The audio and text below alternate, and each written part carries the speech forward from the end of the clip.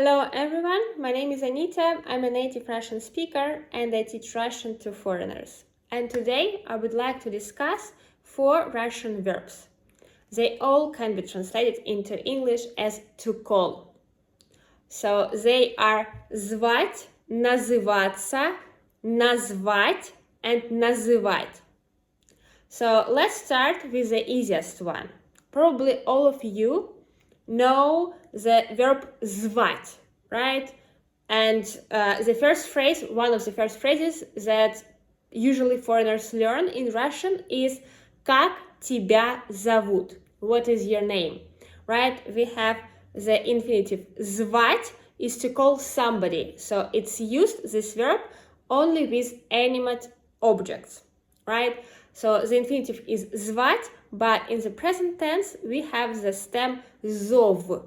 So как тебя зовут?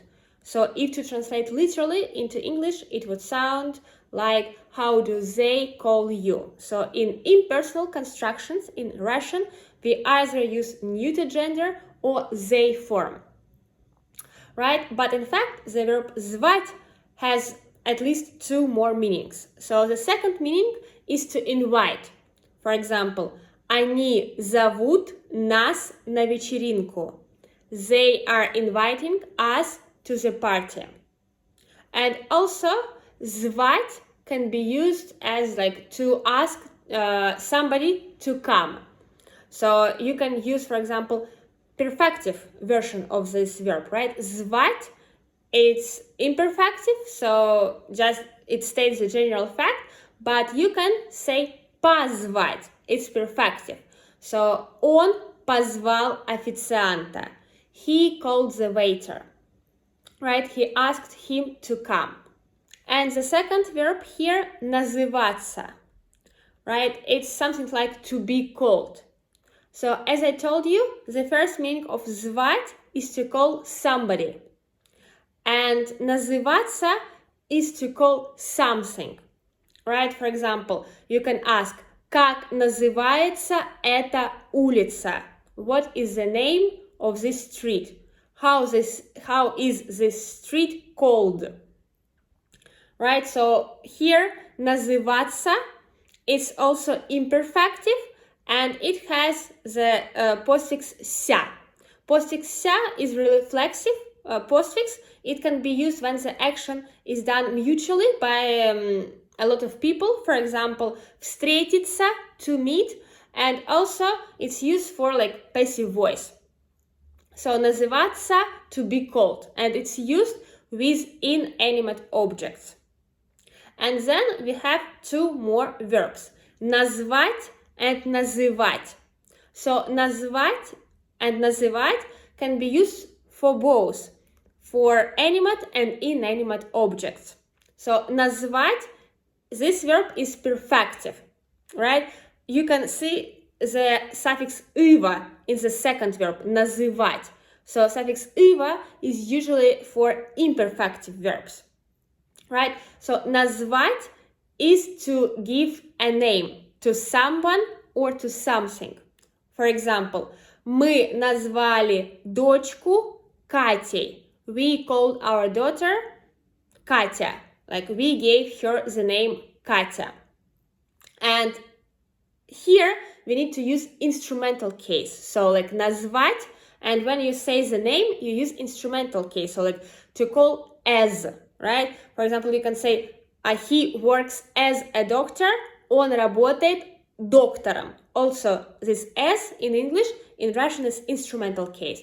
So here, for example, you can say it for animals as well. He called his dog, he gave the name to the dog, Бим, right? Он назвал собаку Бимом.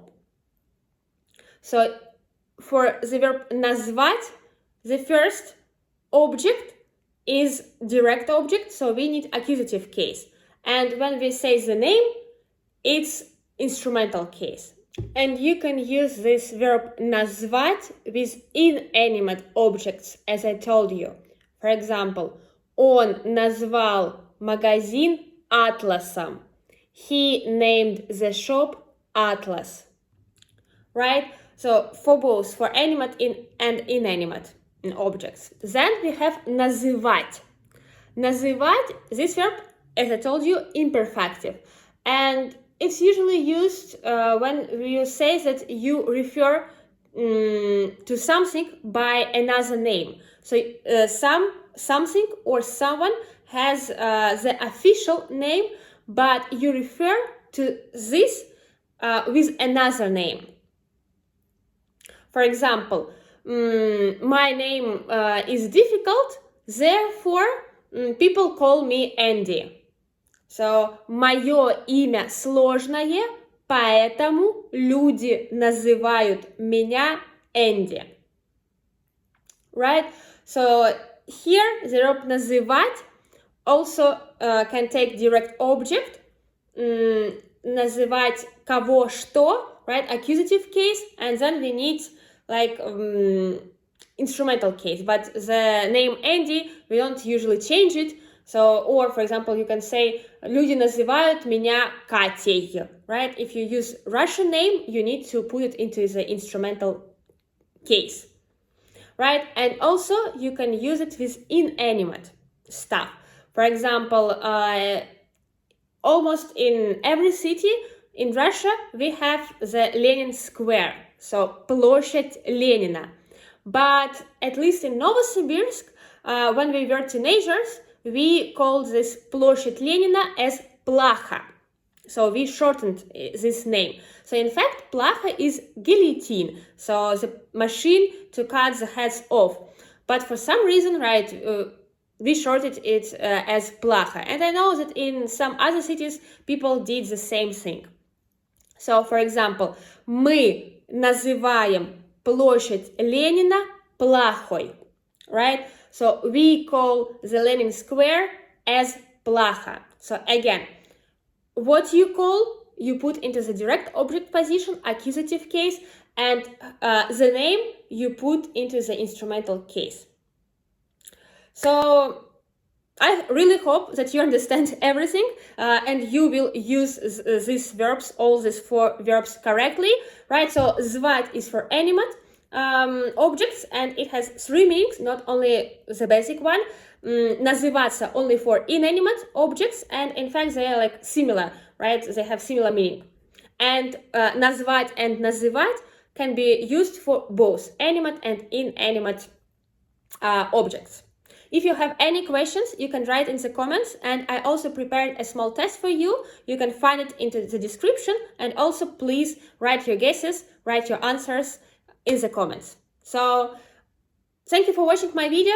You can subscribe to my channel not to miss my next videos, because I record them every day. I have Russian podcasts where I speak Russian slowly. I have Russian shadowing practice. I have some Russian grammar lessons. I also speak about Russian in foreign media, and I have lots of other different videos. So you will find something useful for you for sure. So thank you very much. Again, it was Anita with you. Пока-пока. Bye-bye.